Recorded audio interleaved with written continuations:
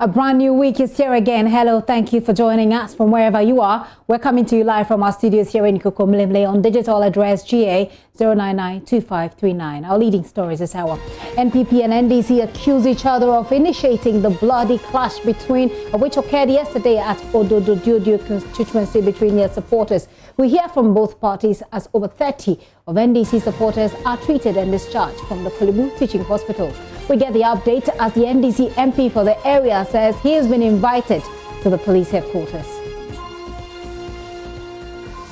Also, we bring you updates on the ongoing campaigns as President Akufo-Addo talks big on housing and former President Mahama readies to meet professionals later tonight.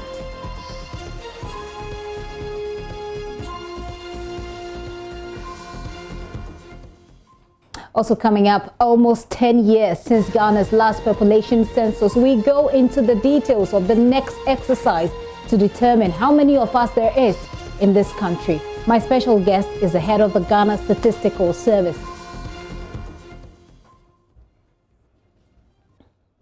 And the Pulse is brought to you by Global Communities Dignilu, affordable, safe sanitation. Join us on DSTV 421, GoTV 144. Remember, we're streaming live on YouTube and also on all our social media platforms, especially Facebook. Your thoughts are welcome on 0540109009. My name is Gifty Ando Apia. This is The Pulse. Please be my guest.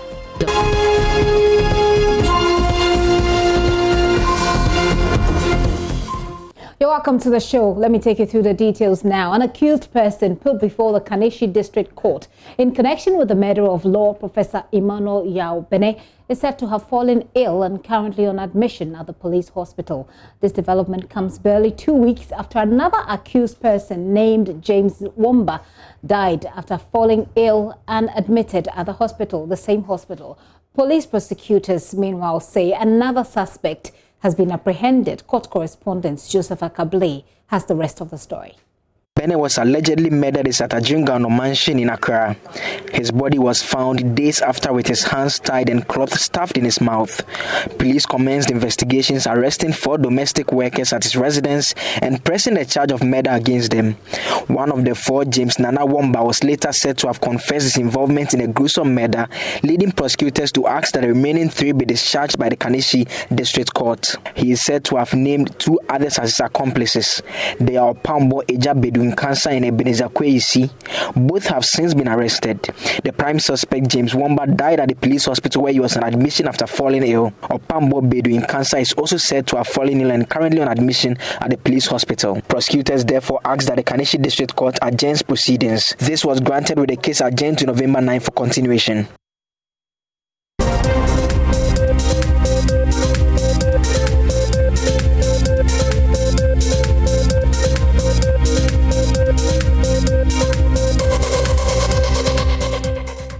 The Electoral Commission says it did the right thing in disqualifying some 5 presidential candidates.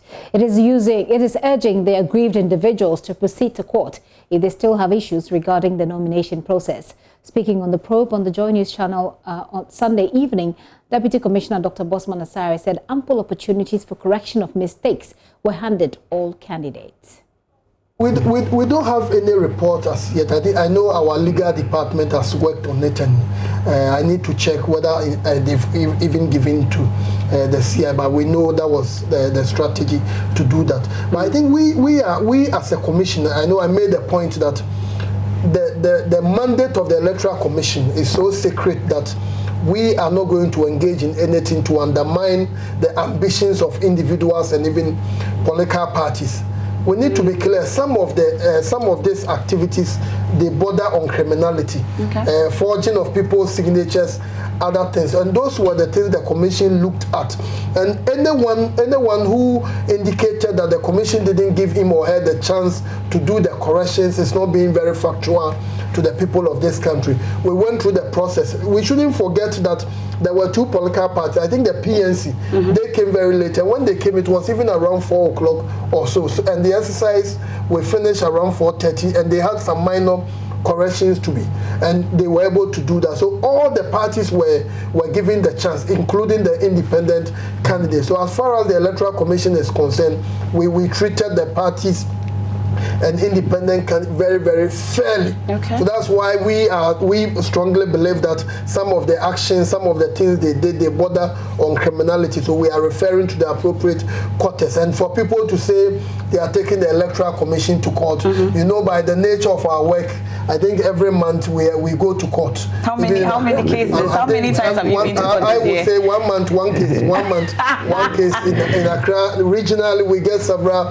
By the nature of we understand that's how our system is set up, so that in case there is any misunderstanding, we don't argue, we don't fight, we use the legal processes. So it's a right thing for them to go to court. But I know as the commission, we've really done what we have to do. That was what happened on the probe. And look out for probe every Sunday evening. Now, fresh footage obtained by JoyNews this afternoon reveals yesterday's violence at Odododiodio was much worse than earlier thought. The video shows a man firing gunshots in the direction of the NDC supporters as NDC and NPP supporters traded stones, bottles and other implements. An entertainment center said to be the base for the NPP was also destroyed. At least 10 NDC supporters have been injured, some of them severely. We'll bring you details of all of that shortly. But if you live in this constituency, how about you share your thoughts with me on our WhatsApp platform? This is still The Pulse. We'll be right back. Do stay with us.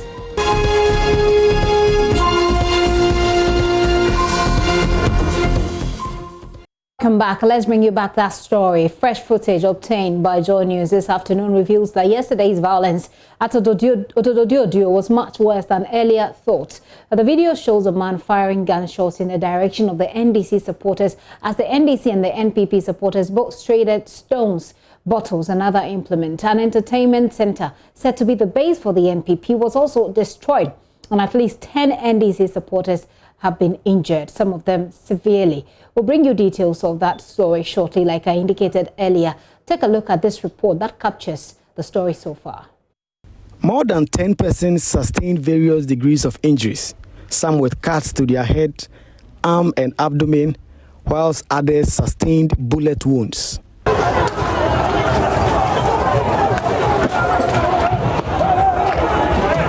Videos shared on social media show NDC and NPP supporters trading stones, bottles, and occasionally gunfire.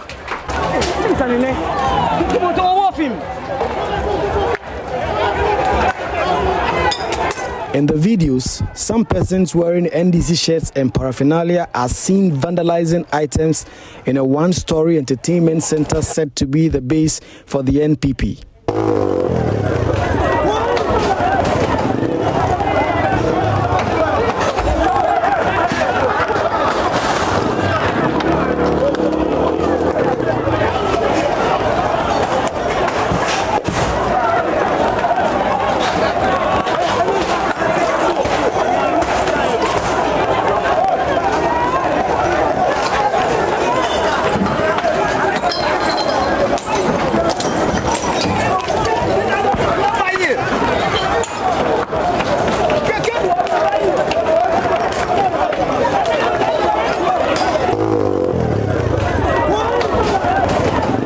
TV sets and other items were destroyed in the vandalism. The NDC and NPP are accusing each other of starting the fight.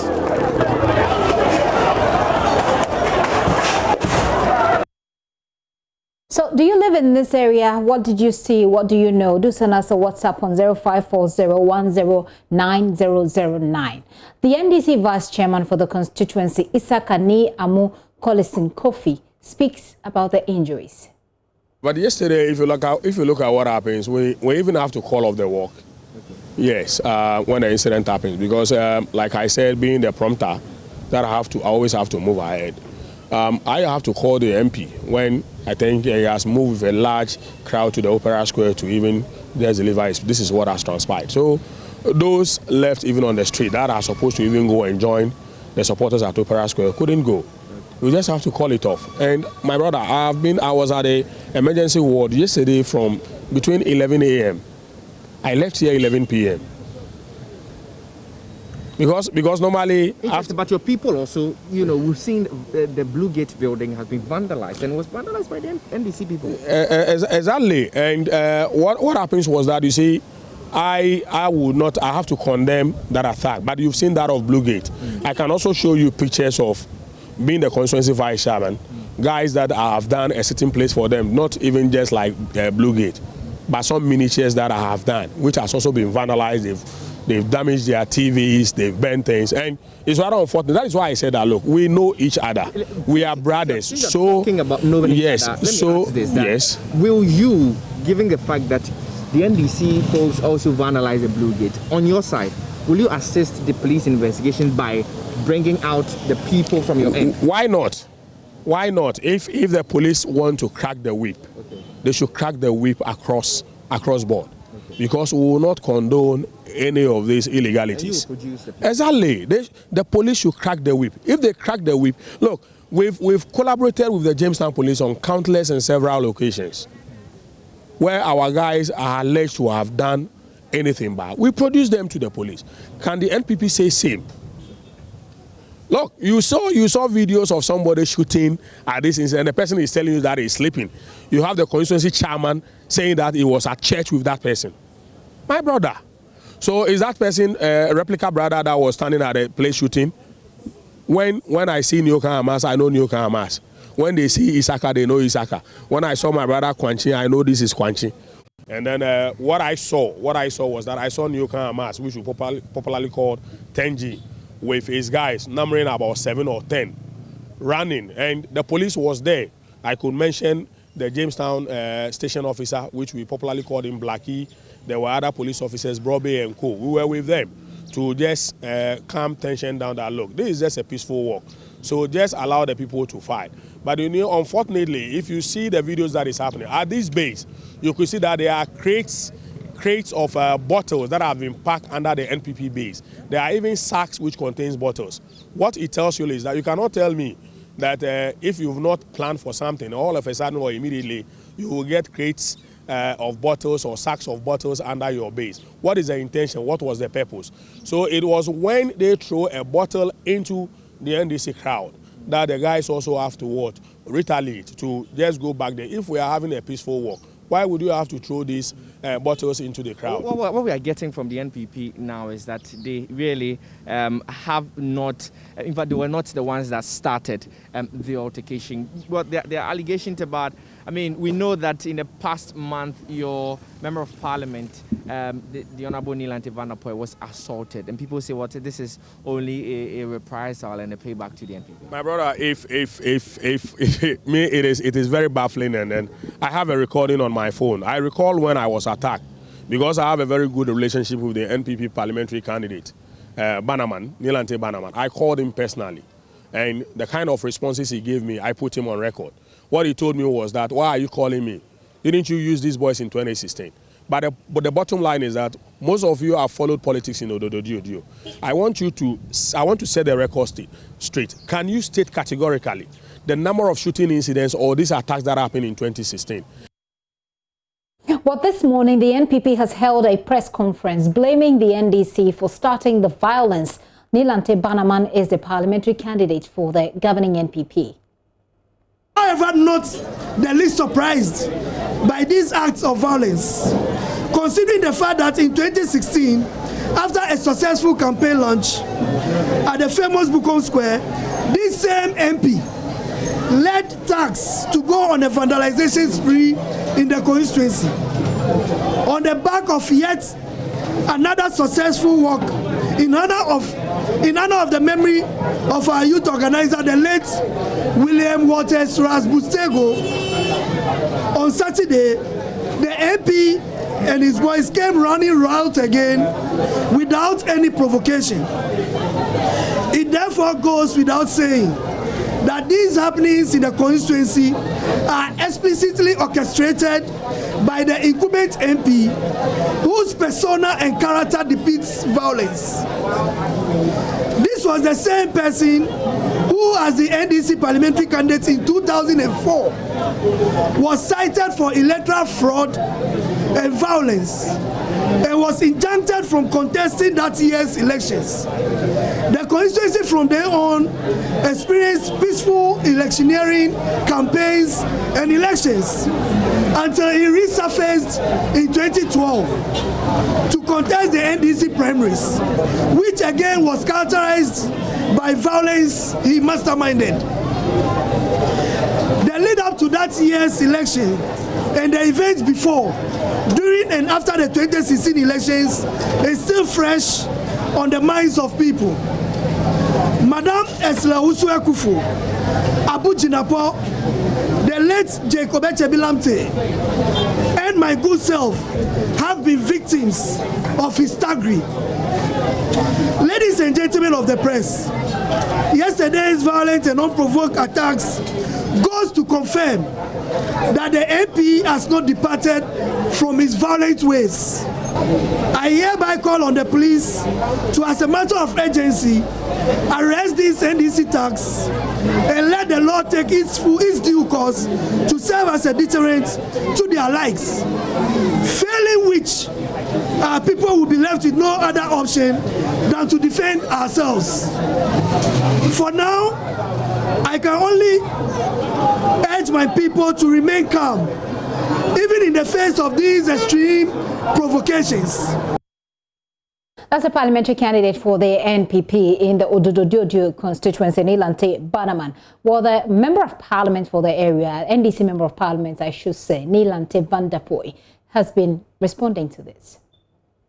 In the morning around that time, you will not see more than 5 NPP people in that particular base. So where did almost about 25-30 people come from that particular day? It means that they are planned to meet there. 2, where did they gather all these bottles from? All of a sudden, I started pelting us with it. So when they pelted our people, then the people also decided to respond, because when they threw the bottles at them, some don't break, and then they try and throw back. Then what that we saw was that this guy, Yokai Amas, we've mentioned this guy's name several times. He was involved in the shooting during the registration exercise. Nothing was done. He was involved with the what do you call it? Kaswa Ofanko murder. Nothing was done. This guy was involved in the group that assaulted me in front of the Jamestown police station. Nothing was done. But the investigations are underway, especially. Well, how long will it take the police to investigate? How long will it take the police to? Did they even arrest him to question him? No. And then this boy pulled a gun and started firing, and the police were there, and he shot at 3 people, and then the rest started using machetes on the people. Apart from that, they peeled off concrete slabs like this, pavement blocks, hit people, old ladies, old men. Lucky enough, our boys became courageous and decided to fight back. And then they ran away. They ran away and left their shed at the mercy of the people. And then they go and organize a press conference and blame me, who had my family and everybody in the walk. But that's not the report they gave us. They tell us that the pelting was started by your supporters. Those who were in an Aboboya vehicle, it's and not then true. They started throwing it. It's not true. The Aboboya guy was the announcer. This guy happened to be an MPP member in 2016. He was their public announcer in 2016. And like Maradona, we punched him. And he's become our announcer now. This is the first time they've attacked him. They've attacked him several times. They spoiled his machine. We bought the machine for him because he's good, he's coherent, he's proficient. So Sami was even standing on top of the vehicle and dancing when he got there. I can give you all the videos. He did catch up. Then all of a sudden, this are the pelting. So the man who was standing on top of the this and dancing was the one who had this. Aboboya with speakers. Where would the bottles be? So you had bottles in there? In the Aboboya with speakers. With speakers, big speakers and doing announcement. That's where the bottles were. The world will see them. But Nilante, this is shameful. We are told that it's supposed to be a peaceful walk. Turns out not so peaceful. Where are we heading? Because we have a government who have done nothing into this country. They've had so disgraceful government, and they think that it is only violence, intimidation, brutalities that they can use to suppress the anger of the people and still maintain themselves in power. They are lying back. Could it not be that your Ghanaians will vote them out on the 7th of December? Could it not be that your supporters did this because you saw the crowd that came out from the NPP side? You did not have that crowd, like we are told. That's the reason why they did not have even a quarter of our crowd. Saturday we saw them. We saw them. They did not have a quarter of our crowd. Look, MF, I'm saying that we have restrained ourselves and we'll continue to restrain ourselves because we want to use the term to throw out Nana Akufo-Addo. We will not perpetuate violence. We will not retaliate for this disgraceful act. Because you know something, even he, the MP candidate, his house, when we got to his house, people came out of the house dancing. The guy who shot, we went to their house, my house. In that house, his mother and only sister, another sister are the only MP people in that house out of 10. You know, every house. Nilante van der Poy is the Member of Parliament for the NDC MP for the Ododo-Diodio constituency. Well, Accra Region Police has taken up the matter. They tell us this matter is being investigated. 10 persons have reported various degrees of injuries and are receiving treatments at the hospital, though we are told by the medical doctors that they are responding to treatment. Again, one tricycle was also set ablaze during the rioting. No arrests have been made yet, but the situation is calm and efforts are underway to get some persons whose names have been mentioned for allegedly initiating the fight arrested as investigation continues. Meanwhile, the police have also intensified its presence in the area to prevent any kind of reprisal attack. SP Fiatenge speaks for the Accra Region Police. We'll later hear from the IGP who is touring the OT region. But security experts are saying that the police must be blamed for failing to avert the violence in hotspots ahead of the December polls. Security analyst Adib Sani is joining us right now on Zoom so we can have a conversation on this. Adib, thank you very much for your time and for your patience in waiting. I believe you've been listening to what both sides have been saying. We've heard from the parliamentary candidate for the NPP. We've heard also from the NDC MP, Nilante van der Poy, and then Nilante Bannerman. I want to find out from you what you see, listening to both of them, what you see from your perspective as is at play here. Well, currently, we wouldn't really be able to tell which side caused the confusion first. It is somebody's words against another person until a full-scale investigation goes into this. Then we get to know the facts of the matter. But of course, this is not the first time. It's not the second time. And probably would not be the last time because what is currently happening is representative, is indicative of everything that is wrong with our democracy. Unfortunately, it is sad to say that we seem to be glorifying, we are celebrating the culture of impunity in the country. This is certainly not the first time such a thing is happening. But the question is, to what extent has the police been able to investigate? Has anybody been held to account? Has anybody been made to face the legal system? Of course not. As a result, a lot more people are ginger. You know, they are motivated to do the wrong thing. So far as it is political, you'll be left off the hook. But, you know, to further compound the situation is the needless, retrogressive, unnecessary interference in the work of the police from left, right, center. And it's making it extremely difficult for the police to do their work. But of particular interest is the fact that a lot of these political parties are flagrantly disregarding the law, because we have a Public Order Act. Just some few days ago, I saw on TV Director of Operations, Mr. Kwesi Ofori, talking to some youth, mostly Nigerians, who came out to demonstrate over what is happening in Nigeria. He was telling them that we have laws in the country, and before you embark on such an exercise, you need to inform the police 5 days clear. But the question I ask always, these political parties who on random basis can decide to go on a peace walk or on a health walk, do they do it with recourse to the laws?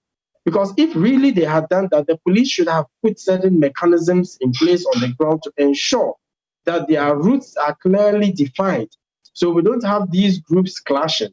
Unfortunately, things were done in a very disorganized fashion, and I wonder whether really indeed the police was in control of the situation. I doubt, because if really they were in control of the situation, we wouldn't have had this happening. But then you'll also agree, Adib, that I mean, look, if you look at the number, with the videos that are going around that we've seen, the sheer number of people who were, involved in this brawl, as against the number of police personnel that would be deployed to, for this particular walk, it certainly won't be advisable for any police officer to try and intervene. It certainly will put their lives in danger. Well, if the police was adequately informed, they would have put adequate measures in place. No matter the number, there's an operational standard when it comes to dealing with large crowds that are usually adhered to. Okay, unfortunately, the police seem to have lost control of the situation. But that notwithstanding, these days we have CCTV cameras all over the place, and I expected that Ododio being such a very important constituency. Everybody talks about the. We do know that there are about 50 hotspots that has been identified in the area, and I expected that we put certain structures in place, knowing how politically volatile the area is based on police records, because every district has a divisional command which produces reports on monthly, on quarterly basis to the police headquarters. So based on these records, based on the track record of the area, and based on the volatility of the area, that is why we have resolved to point out some hotspots. So at least we should have put proper mechanisms in place so we are able to forestall this from happening. We could have plainclothes police officers, okay, mix up with the people and identify who the ringleaders are, identify who the perpetrators are. If we are able to make examples of 1, 2, 3 persons, it will serve as a disincentive to other people who think that by virtue of the fact that it is political in nature, you'll be left off the hook so they can go ahead and do it. This is wrong. We need to nip in the bud the culture of impunity, or oblivion of which part of the political divide you come from. The laws must work. Unfortunately, this always happens and nobody does anything about it. When our person fired shots, recently the Peace Council has called on the police to make available, to make public the report. Nobody seems to know what is going into it. Niva Vanderpoel, according to him, was allegedly assaulted in front of the Jamestown police station. But to date, nobody knows what has come. So here we are, Adib, with this catalogue of electoral or election-related violence that we have not been able to resolve. What will be your expectation, and I believe the expectation of all Ghanaians, from the police at this point? Already, we bear in mind that, like you have indicated, you say there are interferences in the work of the police. Do we expect that will change overnight in the run-up to the election? What are your expectations of the police as you wrap up for me? Well, with a heavy heart, I don't mean to be a prophet of doom or a naysayer, but with the trajectory we're going, it can only get worse until we do some changes, especially with respect to building confidence and trust in the police service. These days, a lot of these politicians, knowing they cannot trust the police, resort to the use of vigilante groups, as a means of ensuring security. In recent times, a lot more Ghanaians are going for weapons in an unprecedented manner. That should give us signs. You see, the thing is, the warning signs are so pervasive. They are so glaring, but we're failing to see it. The police would also have to be professional. I do understand how difficult it is under the current circumstance for them to do their work. But they have to do their work with recourse to the principles underpinning their professional, their work. Police Service Act 350, the Code of Conduct, the Code of Ethics. The politicians would also have to be held to account. We have to make a conscious move to disband these vigilante groups who are yet to, show their faces. This is just a rehearsal. Already in Kumasi, we've had a number of young men besiege a police station at Asawasi. There was flagrant disrespect of police officers to the extent that one of them even sat on the counter because, according to them, some of their supporters were arrested. There's the need for a consistent enforcement of the law. You don't do it and you are left off the hook because you are in power. Another person does it because he's from the other side, he's dealt with. When you do that, it results in people losing confidence, more confidence in the police. So, Right. in all, there's the need for state institutions to be functional. State institutions would have to work, the laws would have to bite. Unfortunately, on this occasion, it looks more like, so far as it is political and based on your clout and which part of the political divide you come from, you're always left off the hook. And this is not good for our democracy going into the election. Certainly not. Adib, thank you so much for your time and for your patience. Adib Sani is a security analyst there with the Jatike Foundation. He joined us via Zoom to talk about this. Now, his point essentially is that the laws will have to bite, but will it? And will the police, irrespective of the interferences that the security experts have said over the years, be able to unravel this particular issue so we don't have a recurrence? We're still monitoring this story. We'll bring you more when we do have it. In the meantime, IGP James Opombwenu has been on a tour in the OT region. He's been talking about security ahead of the election.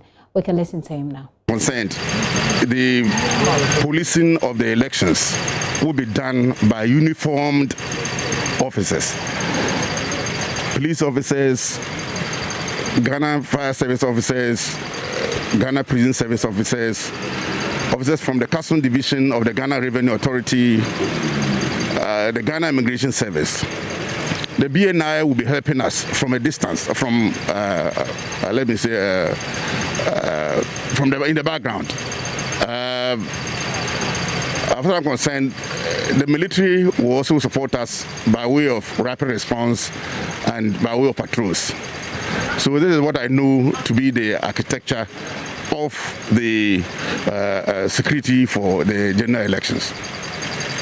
Concerned, the policing of the elections will be done by uniformed officers. James Opombwenu is the Inspector General of Police. President Akufo-Addo has commenced a 2-day tour of the Greater Accra region in Tema. He's promising to deal with a housing deficit of over 2 million. This deficit requires 70,000 housing units to meet the demand, but inadequate regulation and high cost of houses built for sale have left 1/3 of Ghanaians living in insanitary conditions. We'll speak on the Let's get on the line and speak to presidential correspondent Elton Brobe, who is with the team. Hello, Elton. Thank you. Elton, so bring us to speed on what President Akufo-Addo has been doing today. So, like you said, the first port of call was Kema Community 22, where he commissioned a 45 million Ghana city affordable housing project for people in the public sector to access and own. That particular project was a collaboration between the Tema Development Corporation and a consortium of banks, GCB, Republic Bank, and Stanbic. Government described this as an affordable house because GCB has underwritten the mortgage amount involved, which means that those who have applied and have been given access to this 1- and 2-bedroom apartment can now rent and own. That is the ultimate plan of government. And government says that they hope to replicate this in the other parts of the country to reduce the huge housing deficits and also to ensure that people own their own property within their working life. The finance minister says that the next MPP government, if elected in this upcoming election, will see housing as a main priority, where a lot of concentration will be dedicated to the housing sector, make it a major economic program for the government. If we are having interactions because we are moving from one location to the other, currently we are on our way. President is about to address a demo of chiefs and people of floor, and that's what happened. So from Community 22 in Tema, we moved to Benga Kromo, where the phone retrofitting project, which commenced last year, came to a close. President Akufo-Addo commissioned it, and it would guarantee 30 years of power supply to the country. Energy Minister John Peter Ameru mentioned, for example, that government has started the process of exporting 240 megawatts of power to neighboring countries. We generate so much power, we don't have use for it, but they've managed to convince some country within the sub-region to buy power from Ghana, and for instance, they're exporting 240 megawatts. President Akufo-Addo also mentioned, for example, that government is in the process of paying off all the debt in the energy sector. But ultimately, he made reference to the fact that this government is committed to ensuring that we have reliable and stable power supply within the country for as long as he holds the office of president. So, that's how it's been. It's been movement from one place to the other, involving commissioning and sword cutting of road projects to start, for example, with Tema and Akosombo. The government want to visualize it, so the sword cutting ceremony took off. Right. Now we are heading to the core area where he's expected to address a number of chiefs and people, and to account to them what is done so far within the 3 or almost 4 years of his mandate as president of the republic. Elton, thank you very much. I can very well see you are on the move. We'll leave you to it and we'll come back as and when there is a new development. Elton Robe is our presidential affairs correspondent, and like you said, they're moving from Community 22, Tema Community 22, to another location where President Akufo-Addo is expected to address some chiefs there. Later tonight, the NDC presidential candidate, John Dramani Mahama, is expected to meet with professionals from across the board. And that similar event was held this last week, I should say, for his running mates, Professor Jane Nana Opoku-Agyeman. We'll bring you live updates on that professional meeting when it happens between the professionals and former President John Mahama. This is still the Pulse with me, Gifty Amdo-Apia. So do you know how many there are, or how many of us there are here in Ghana? The last population census was held about 10 years ago. So today I have in the studio head of the Statistical Service. We'll talk about the upcoming population census. I would love to hear from you. Send us your messages or your WhatsApps on 0540109009. Let's have a conversation. We'll be right back.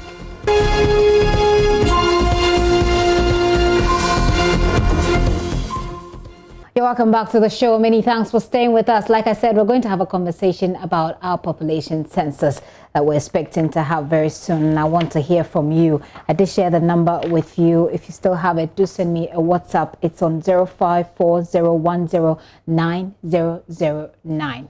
Now, the Ghana Statistical Service is gearing up to begin the country's next population census after almost a decade of the last one.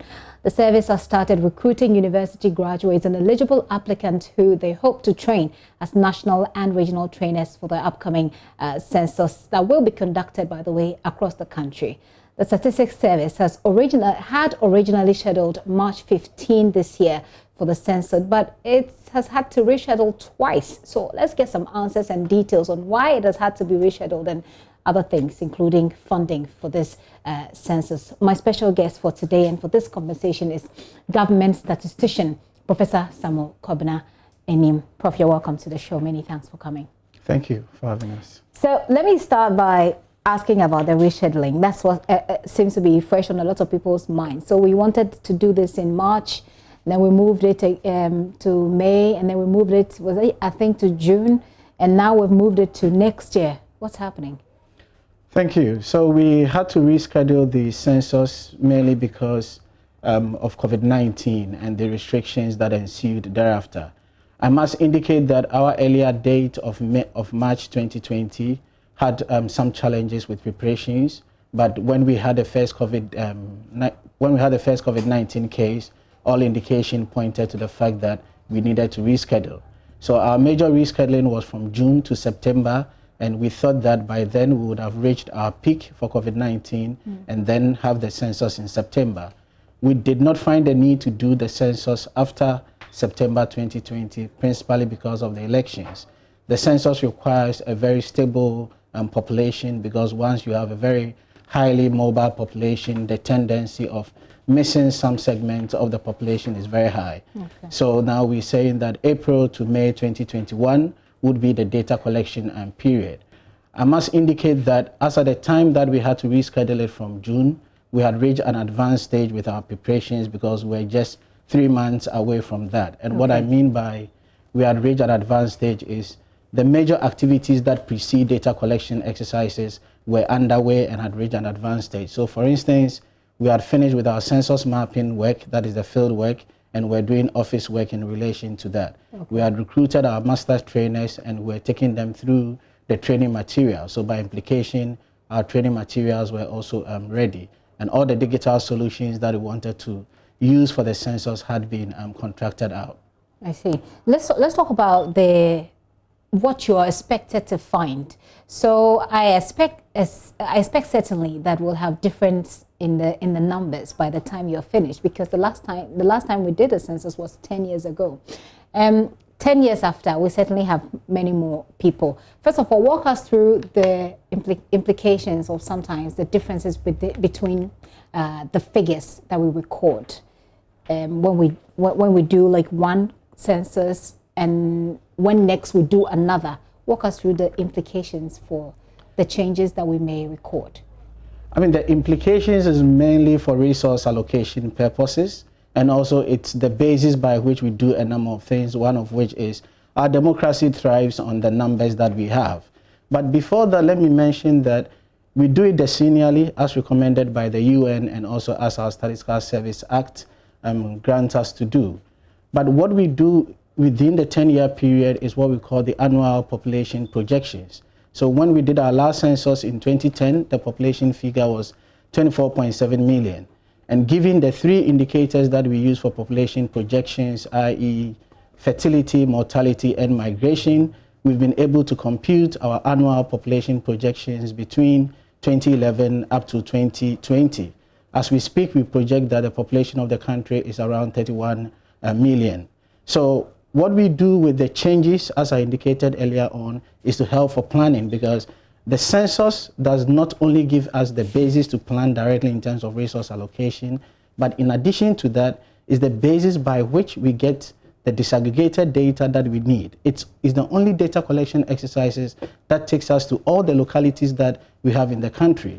As we speak, we've identified over 51,000 enumeration areas, which we are going to put an enumerator in each of these enumeration areas, and we mimic an enumeration area to a locality depending on the type that we are talking about. So it gives us disaggregated information. So these changes help us reach each locality, and by implication, we achieve the SDG goal that says that no one is to be left behind. And the census is the only activity that helps us to do that. In addition to that, all the surveys that gives us the opportunity to delve deep into the challenges that we have uses the census as the sampling frame. Without the census, you will not get a good sampling frame. So all the detailed analysis that you need to engage in, you will not be able to engage with. So with these things, we say that the population and housing census is really a national exercise. So because from our point of view, is the basis by which we do almost everything in the country. If that's the case, I mean, in the parts of your submission where you said we use this to be able to reach out to the population so that nobody is left behind, why is it that over the years we still know the number of people, we've done these exercises, but we still have people who are terribly left behind? How do we explain that? I mean, from a statistician's perspective. Quite a number of factors might lead to the challenges that we have with some segments of the population and different development issues. One of which is what I said earlier on. The census gives us a frame. And what we need to do is the regularity, the frequency by which we do different surveys to understand peculiarities of problems in different areas in the country. So from the census, we're going to have 11 modules, and it barely would scratch the surface of the developmental challenges that we have. That is why within the intercensal period, we do studies such as the demographic and health survey that focuses on children and women in terms of their health issues. We do the Ghana Living Standard Survey that helps us to get a better understanding of living conditions and so on. So from my point of view as government statistician, we need to improve on the regularity and the consistency of the data that we collect. We've seen much improvement in what we are doing, but there's still room for us to improve on it. I mean, one of the issues that have come up under discussion in different political arena has to do with our issues related to employment, unemployment rate. This is a very important macroeconomic indicator, but we have to rely on either the census, which is done decennially, rely on the labor force survey, which is done within periods that are highly influenced by sources of funds, or the living standard survey. But in other jurisdictions, you get labor force survey being done on quarterly basis or at worst annual basis. Do we have plans? Does Ghana have plans of at least introducing that a little bit of that, so that at least we can have a fair idea the number of people who are employed, or so it gives us a clearer indication of our employment statistics? Indeed, for the next 5 years, we're going to serve people of Ghana with annual labor force survey, and funding for that has been secured. And I must indicate that we are not going to look at it only from the demand side in terms of people who are not working or are not willing or are not available to work, but we're going to complement that with supply side data as well, and we are engaging with the relevant institutions to help us get an understanding of their labor gaps, and this will help us do the matching that we want. Sounds interesting, but there's one thing that you're doing ahead of this census. You're doing recruitment. Tell us a bit more about this recruitment process and exactly what these people will be doing. The enormity of the census exercise requires that we recruit people at different levels. So for instance, we currently have somebody in country, an international consultant that we refer to as the chief census technical advisor, and through UNFPA, he's supporting us with how our activities can be benchmarked with international standards. Okay. But what we're currently embarking on vigorously has to do with getting people to train those who are eventually going to collect the data for us. So we have 4 levels of engagement. One is the master trainers, which are mainly people from within the service or people who helped us in conceptualizing how we want to do this census. And we have about 100 of these master trainers. As I indicated way back in March, we had identified them and we are taking them through the training.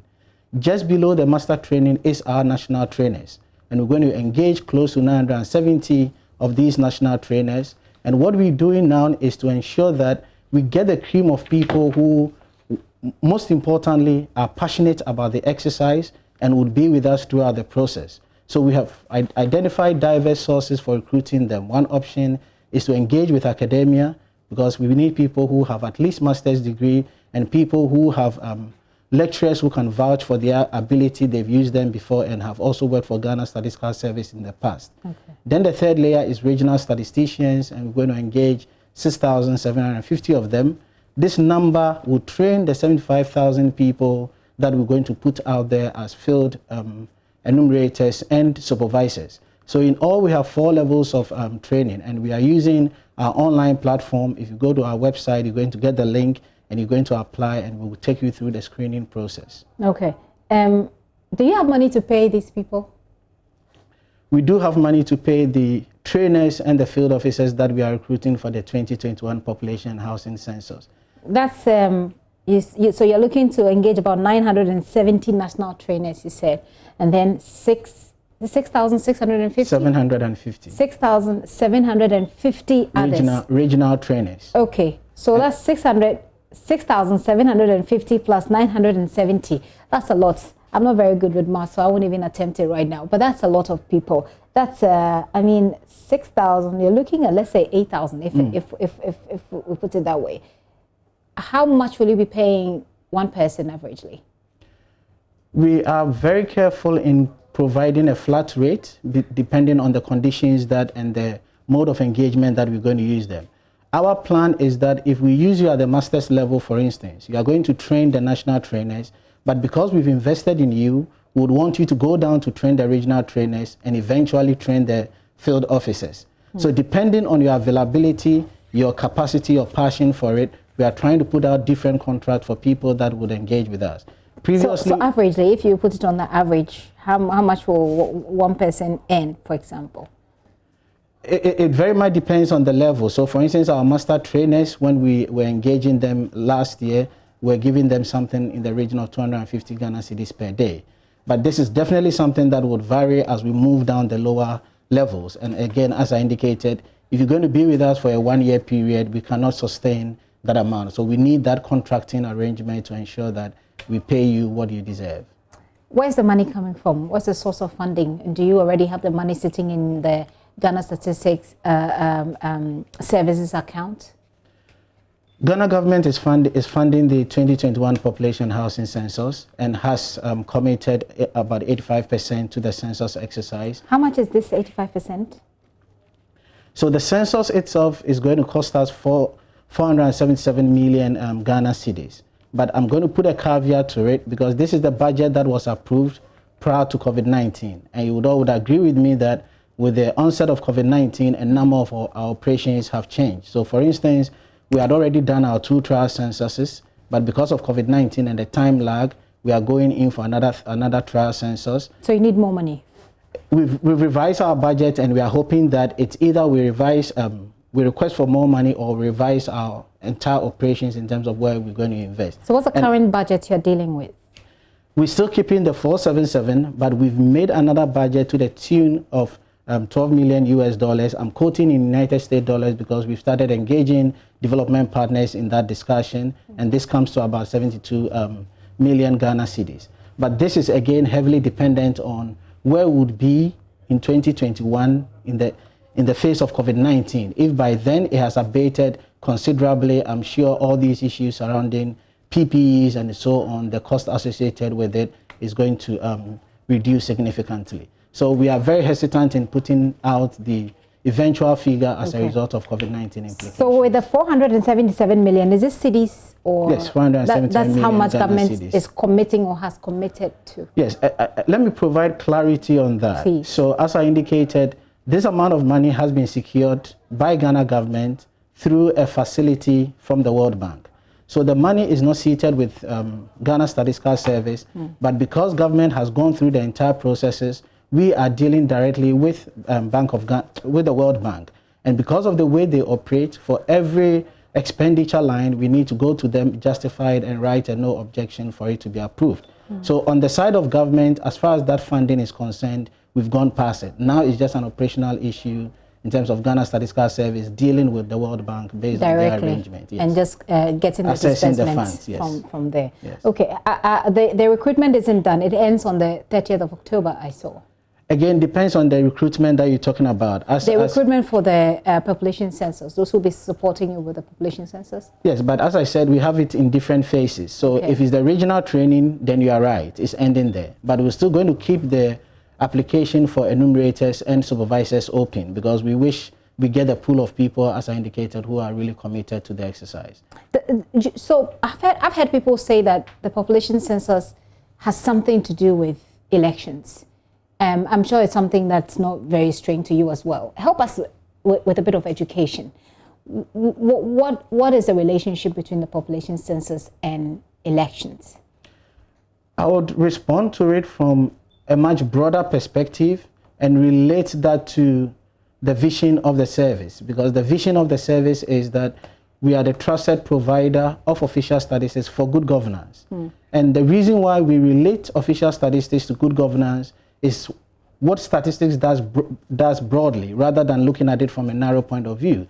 So the relationship that one can think about is the way the Electoral Service and other agencies use Ghana Statistical Service to get a sense of the relationship between population and election. So for instance, ahead of the elections, we needed to service the Electoral Commission and other agencies with a population of those who can vote and how this population is distributed across the country. So naturally, it provides a benchmark data ahead of the registration exercise that the Electoral Commission does. And is the basis by which NIA, for instance, will say that this is the expected registration, EC will say that this is the expected registration, and so on. So we do not provide data at the disaggregator level. We do it at the aggregator level, as I indicated, at the district level. Okay. A lot of information and education you've given us, Prof. Let me end with this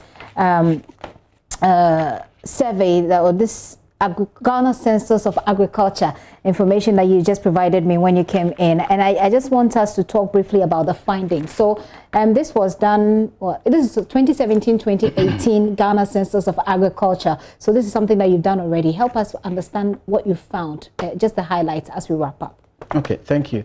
So for clarity, data was collected in 2017-2018, but the report was launched just last Monday. So the report dates September 2020. Okay. The main highlights of the Ghana Census of Agric is related to a better understanding of the structure and how the structure, as I indicated, how the sector performs across the different subsectors. So what we've done in this Ghana Census of Agric is to target 6 subsectors, specifically aquaculture. We went into arable and tree crops, did something on capture fisheries, and went into forestry and livestock. What this census has helped us to understand is the fact that our agricultural sector is still rudimentary, and rural base. So we have about 75% of the activities still in the rural areas. Our major observation had to do with their modes of operations. So you realize that when you expect a modernized sector to be using tractors, to be using sellers, we just have about 21% of people in our culture using tractors.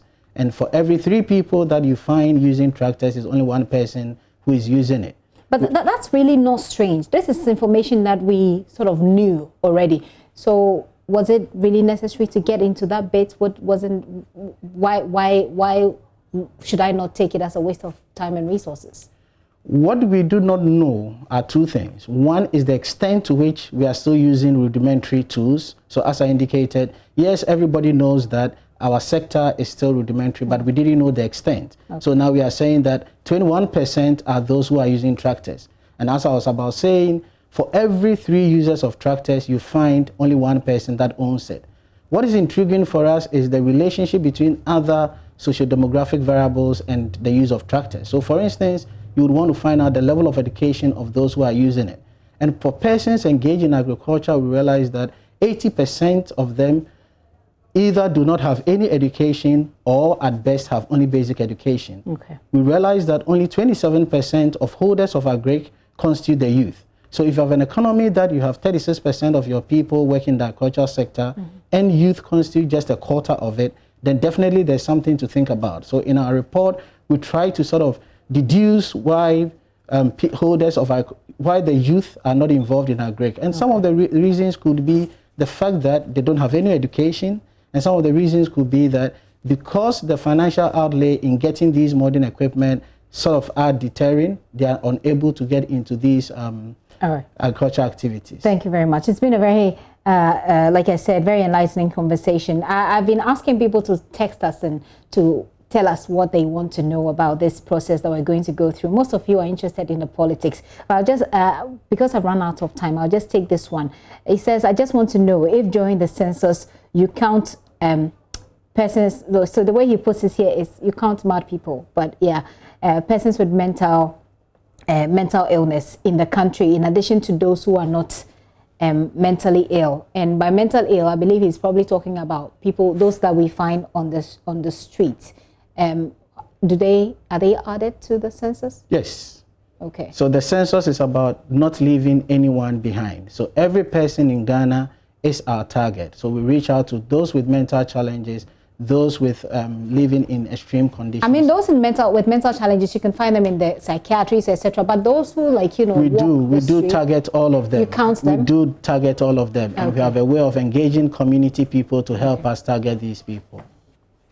Well, Prof, I'll say a very big thanks to you for coming. I hope that your question has been answered, those who asked that particular question. Professor Samuel Kobina-Enim is the head of the Ghana Government Statistician, Ghana Statistics Service. Thank you very much for coming.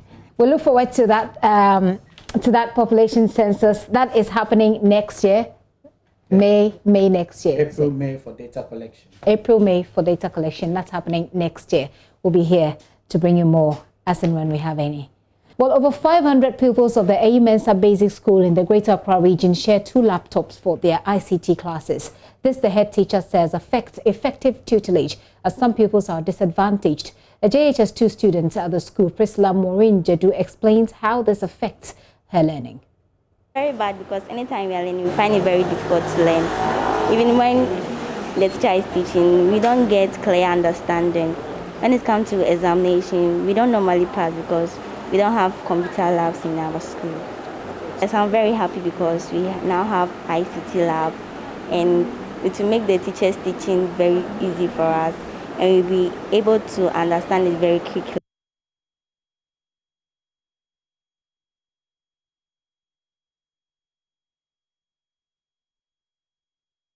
Well, GT Bank is solving this problem by presenting 20 computers to the school. The bank has also renovated the school's ICT laboratory. Head teacher for the school, Anto Ofosu Esil, says the gesture would help improve the performance of his students who can now partake in ICT practicals. We're only using 2 iPads, and based on this, the teaching of ICT was a big problem. And now, with a total enrollment of 596, children are going to benefit from what we have been given. 596. So today has been a very good day for us, the people of Ayi Mensa, and as a head teacher. Today is my 12th day because this is what I was thinking to have for my students before I even leave here. We are facing a lot of challenges, especially one is how animals encroach on our land. They come here, that is one. Two, our school needs to be what? Fenced. So when the school is fenced, then I think we are solving some of the problems. To add to that too, we have another structure which we want to put up a library. So we are only waiting for philanthropists or people who come and assist us. That is what we are waiting for now. Group head at the corporate office of GT Bank, Agnes Osu-Afram, said the bank is committed to ensuring students are computer literate. Therefore, similar projects will be conducted in other regions of the country.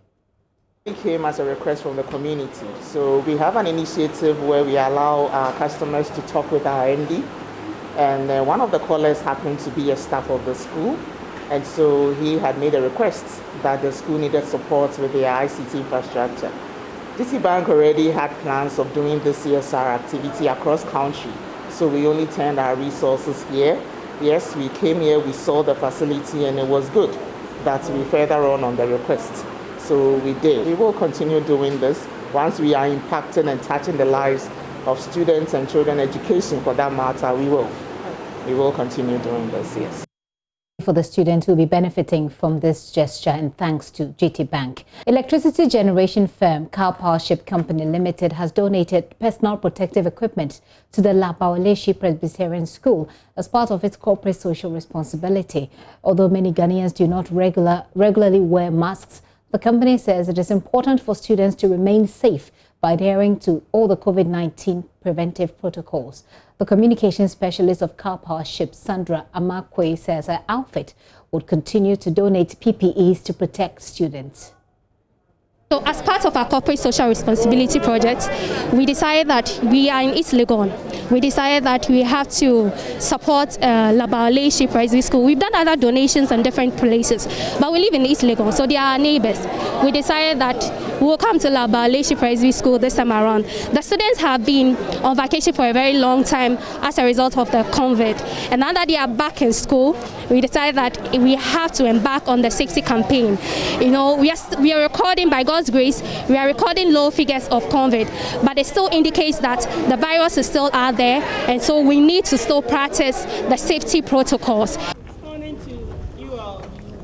Head teacher for the Labaoleshi Presbyterian School, Nashome Nolte, expressed gratitude to Cal Powership and appealed for more support for the protection of her students. The government can't do all for us, so we always need the assistance of individuals and some organizations to also support what the government is doing. So it means a lot. We have, but we'll still need more because we need to keep ourselves safe. Now, he is one of the pioneers in Ghanaian private broadcasting and is still in active practice, hoping to retire with a multimedia group. Israel Lai has seen it all in journalism, but what brought him here and why has he stayed on for close to 2 decades now? For our 25-year anniversary, my colleague Justice Bedu set out to find out in this report. This is Israel Lai in the year 2000. I had butterflies in my stomach. It was the very early days of private TV broadcasting in Ghana. TV3, the TV station he was working with then, was only 3 years old.